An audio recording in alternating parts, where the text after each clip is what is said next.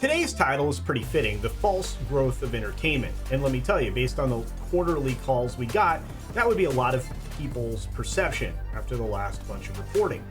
You see, the world of in-person entertainment is in absolute chaos, and it's not something that you've heard about. And while theaters, concerts, live events, and theme parks still exist, the spotlights have shifted to a financial reality, a practical question that needs to be answered before one more dollar is wasted in support of everything but the entertainment products themselves. Is the recent revival of in-person experiences fueled by true growth, or simply masked by the shadow of inflation? Hey Grant, what do you think, man? About your Mission Impossibles? Yeah, that's a pretty scary answer. Here we go. So as the curtains closed on the entertainment's quarterly earnings reports, one thing was certain. Everybody is making less money, at least less money than they should. Either unrealized profits, less than impressive growth in sectors, or downright expensive losses in the streaming walled gardens of the studios. A closer look at last quarter's numbers suggests that any positive news came about due to rising ticket prices rather than indicating a straightforward recovery, at least not in the traditional sense.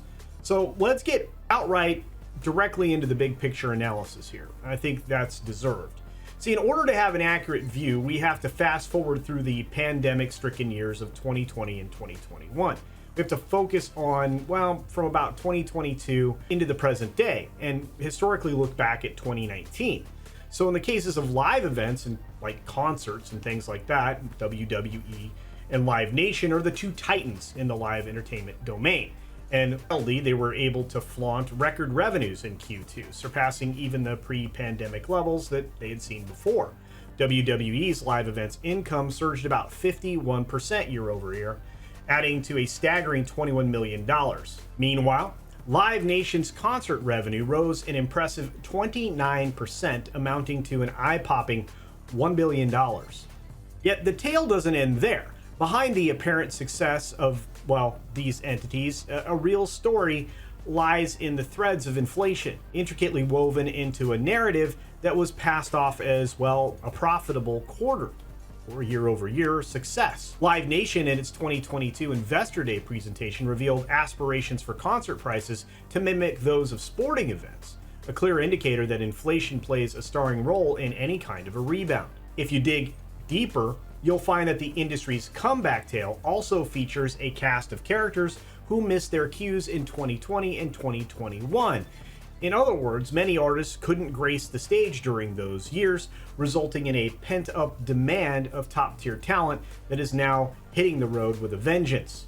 WWE, for instance, is flexing its muscles by organizing more stadium types of shows and a lot of international events so they can pack bigger venues to rake in that additional revenue. However, as we glance at the audience sizes in North America specifically, an interesting pattern emerges, and something we've been talking about for a while. And while attendance is indeed scaling to new heights in Q2, Live Nation's North American attendees grew by just 1.1 million total bodies. Similarly, WWE's strategy of favoring larger markets and cutting back on non-televised live events has bumped the audience count substantially. But the real revelation lies in the pricing game. And that's where the real revenues were sourced from, not from more bodies. Now, let's give the same big picture treatment to the theme parks. You see, in the world of theme parks, on paper, the revenue charts look impressive. For the most part, Cedar Fair, Comcast, and Disney all surprisingly flaunt some growth percentages. Even Six Flags did something that I didn't expect. But once again, we actually need to hang back here. So let's not get googly-eyed by the dazzling numbers alone. There's a bigger story. And a closer look reveals that the driving force behind revenue growth isn't necessarily attendance. Well, I think a lot of people could have told you that. It's rather centered in the ridiculous escalation of those ticket prices. If you look at the roller coaster ride of attendance, specifically at SeaWorld Entertainment, and I guess Cedar Fair, that illustrates this point. Extreme weather conditions aside, and obviously the Canadian wildfires also help to outline this point, because dampening physical attendance percentages didn't seem to affect revenue. Disney and Comcast, in their own strategic play, remain very mum on park attendance as they always have, although estimates and leaks from inside those organizations indicate the numbers are down, especially for Disney. In fact, take a closer look at the numbers from last year's quarter to this one, if you're looking for some kind of an eye-opener, again, referencing Disney. And next up, the most affordable of all in-person entertainment, a movie theater. And as we shift our gaze to the silver screen, many major exhibitors out there are applauding a positive Q2 performance. Domestic admissions revenue for Cinemark and AMC theaters has soared by 21 to 18%. Well, 21% for Cinemark and 18% for AMC theaters. That's compared to Q2 of 2022. Now, while these numbers are still below pre-pandemic levels, the audience has not been detoured, or so it would appear. Once again, the truth behind the curtain reveals a substantially different story. The average ticket price is inflated significantly by 24% for AMC, and 18% for Cinemark. Those are comparing directly between Q2 2019 and now. And this surge, aligning with the 19.6% inflation rate between those periods, hints at a broader problem. With expenses on the rise and salary increments lagging behind, a growing cost factor looms large. When labor looks for an increase, and believe me, that's all they've been doing lately, there will be less meaningful revenue growth as compared to inflation. In fact, it's a good chance to be a loss. In other words, if you keep salaries in line with 20% inflation between then and now, perceived profitability pretty much goes out the window, and it will actually reduce the value of shares overall for any of these corporations. So amid this specter and spectacle, there's a glimmer of hope. Overall attendance has reached its highest post-pandemic level to date, hinting at a potential baseline for future comparisons, like in 2024 and 2025. And although we have to look to the future here rather skeptically, specifically for the lack of theatrical releases that are starting in mid-2024 due to the strikes. But our tale doesn't conclude quite there.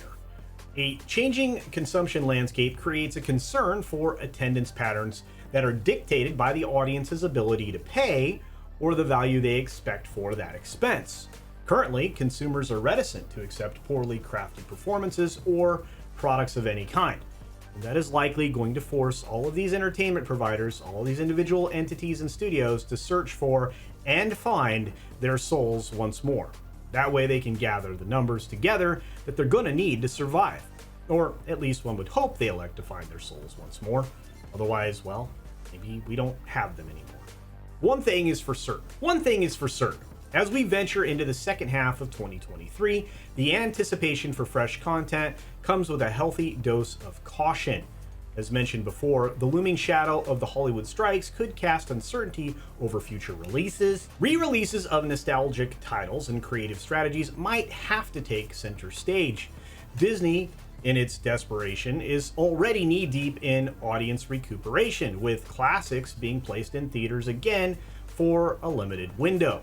And that's one of the ways they need to go in order to get something to be profitable. And that's just another sign that once again the script of the entertainment industry finds itself at the mercy of the elements, both economic and driven. Thus, we have arrived at the end of my analysis, but the video doesn't stop right there. No, actually it goes on with your thoughts in the comment section down below. You see, I want to know what you think about the shrinking audience versus the stagnant earnings numbers compared to inflation. Do you think that the strike will have a greater impact than the trades or the industry itself are willing to admit? And finally, are you surprised by the big picture analysis revealed here today? I would say many of you are not, but hey, some of you might be. So again, let me know down below, because I really would like to talk about it. Also, be sure to indicate that you like this video and share it on your social media platforms that you enjoy. Let's get to the next milestone with this channel. And by the way, thank you so very much for getting me to 10K. It's all because of you, my Culturians, and onward to 25,000 subscribers. And of course, thank you. As always, be sure to take care of yourself, take care of others, wash your hands, of course, because it's good hygiene. And until next time, see ya!